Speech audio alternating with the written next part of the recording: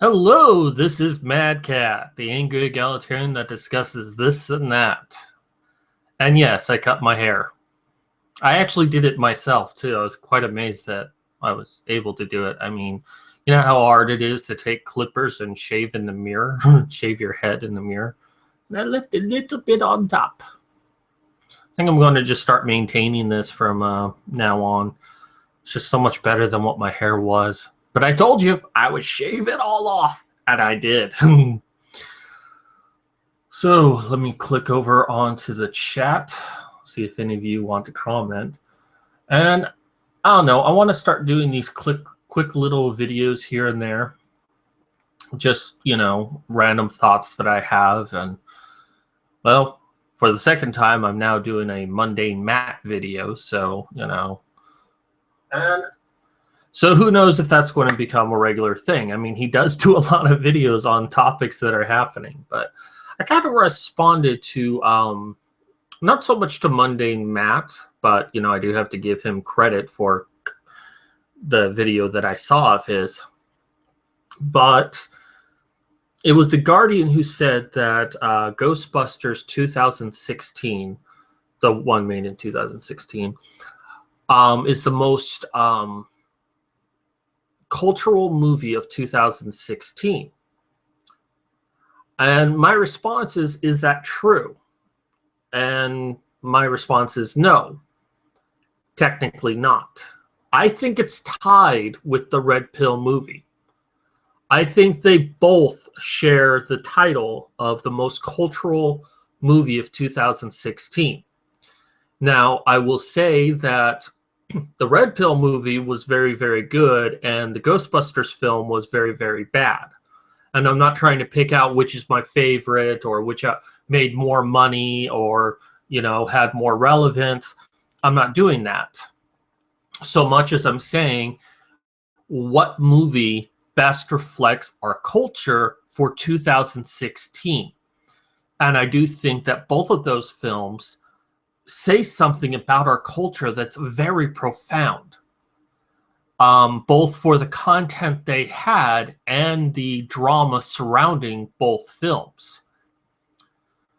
Now, many of the issues that the Red Pill movie faced about almost not being made, that's more of a 2015 issue. 2016, we actually saw the release of the Red Pill movie, and it got banned in Australia and I believe Germany as well. Not all of Australia, obviously, but there were theaters that tried to ban it. And correct me if I'm wrong, but I've not seen so many people trying to push for a movie to get premieres in my life. Then again, I've never seen that happen in the first place. I didn't even know that was a thing you could do. I mean, it makes sense now, but, obviously I did it. I got one for Philadelphia, and it was small, but it was very rewarding. I enjoyed that entire experience. I got to see Hannah again. I got to meet Modern Medusa. A couple of fans, mostly of theirs, not really mine, but there was a few that were there for me. Okay, maybe one or two. And then we have Ghostbusters. And I say that this is one of the most cultural films of 2016 because of all of the hate that surrounded it. And not the hate that they proclaimed there was, and that even redid part of the movie to try to show the hate that existed. The Ghostbusters film started off on the basis of, let's do an all-female version of Ghostbusters. And I remember when I first heard this, me and Brian Martinez did a show together.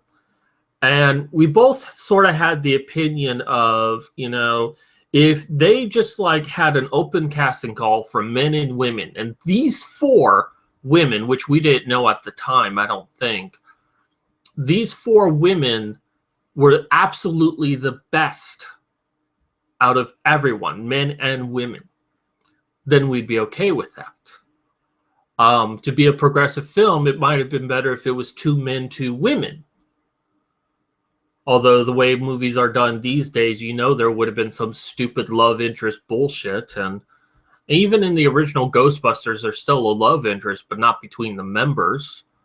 Although there was certainly something between Janine and Egon. And of course, the second film had Lewis and Janine, which was weird, but okay. But, the moment that there was this inception, they knew that people were going to hate it.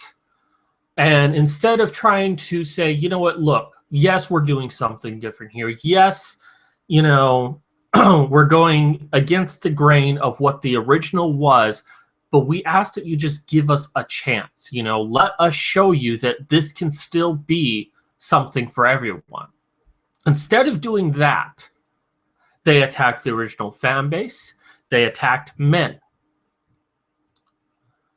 They even tried to attack whites for being racist against Leslie Jones.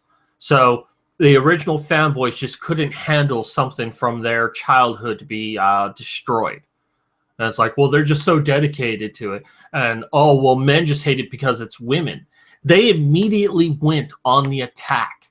And every turn, every time something came up, like when the first trailer was released, and it is now the most downvoted trailer in history for YouTube. And that didn't mean anything to them except that, oh, well, there's just a lot of lonely white men who hate this movie and created bots to downvote it. That was their thinking. And that was the part they changed in their movie. They did some reshooting. I believe it was in July. They did some reshooting, and that was a part they added in there, was talking not specifically about the Ghostbusters trailer, but, saying, oh, yeah, your movie is fake. I haven't actually seen the Ghostbusters film. It was a waste of time, so why would I want to see it? And even when they got the second trailer out and they kept doing interviews and stuff like that, and every chance they got, someone had to mention, we think men hate this because there are women in this role. And you never really heard anyone try to say, you know what, we're doing something different here. Just give us a chance. We promise you that this will be something for everyone. I criticized Simon Pegg a lot for Star Trek before it came out, and I was wrong. I'll admit it now. I was wrong because I hated what he did with the character Sulu, making Sulu gay, and I did not support his reasons for doing it. And even so far as George Takei hated that he did that. He's like, Sulu isn't gay. I mean, I'm gay, but Sulu isn't gay. And I knew Gene Roddenberry, and Gene Roddenberry said that Sulu isn't gay. And he knew I was gay back then. George Takei was against it and is like, well, we're doing it as an honor to George Takei. It's like, why? George Takei is still alive. That's like saying, well, we decided to make Scotty fat because the original actor was fat. That just doesn't make sense. But I was wrong. And Simon Pegg really gave something for everyone, the old fans and the new fans. And my hat's off to him, honestly. And, being as big of a fan of Star Trek as I am, I've pretty much seen every single episode except the animated series. It's on my list. Yeah, I was pleasantly surprised. And that's a movie done right. It is, a remake, but it's the first film in the series that isn't technically a remake. Because the first film was basically a reboot of the series, but it's still a remake.